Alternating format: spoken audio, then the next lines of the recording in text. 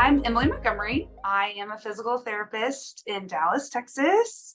I have grown up and lived in Dallas most of my life and went to UT Southwestern for PT school. And that's where I met Eunice and Elaine and heard about just what they were doing in Peru and going on mission trips there, and knew that I wanted to use my future degree as a physical therapist when I was a student there, to be able to go and use my skills to help those in need overseas. And so that's why I chose to go with TMI, and love Eunice and Elaine and loved them, and you just love them immediately once you meet them and you see that they have a heart for the Lord and for serving the Lord. So yeah, I was just really compelled by them and just by the Lord's calling on my life to go and use my giftings and share the gospel. So yeah. I went to Peru in 2020, February 2020, so right before the lockdown.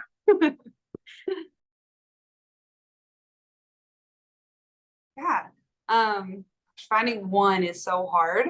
I would say, so I'm going to kind of do two different categories. So one would just be the like community aspect of like our group. And like, I just had no idea how close we would get. And I think some of my like favorite memories were just in the evening when we would sit, it was in a circle, and we'd do some worship and just kind of like tell some stories and pray. Like those were just some of the sweetest moments to hear testimonies from other people, and learn more about others and just what the Lord was doing. That was those memories I just really cherish.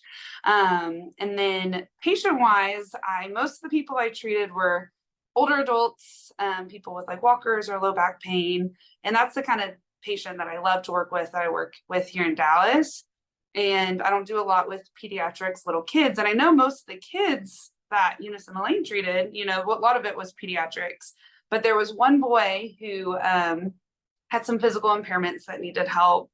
And I just kind of felt overwhelmed. It had been a long day, and didn't really know what to do. So I was like, okay, Lord, I need your help. And I had a translator there, and was just helping him and didn't really know what to say. Didn't really know a lot of Spanish. So I just asked the translator how to say Jesus loves you. And he wasn't showing a lot of expression or anything. But when I said that in Spanish, his face just lit up and he started giggling a little bit. And it was just such a sweet reminder of that, like, the Lord's love, crosses everything, crosses all languages, all ages.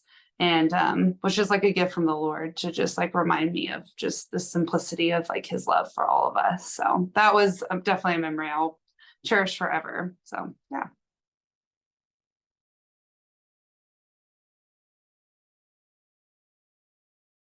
Let's see. I think it really just gave me another perspective. The healthcare in Peru is just very minimum in the basics, and just made me more appreciative of what we have here in the States, and just how appreciative each patient was for our services was really impactful.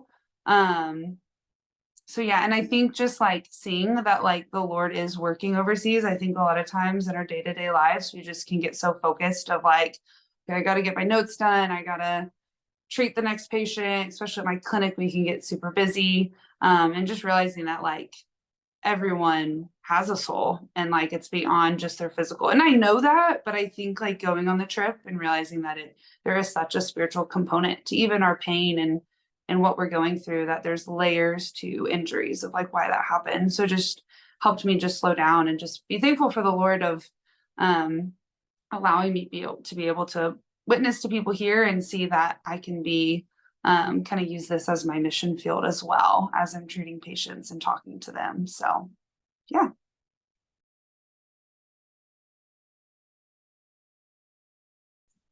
So I think it was early last year, because like I was like, when did I start giving? I think it was like 2023.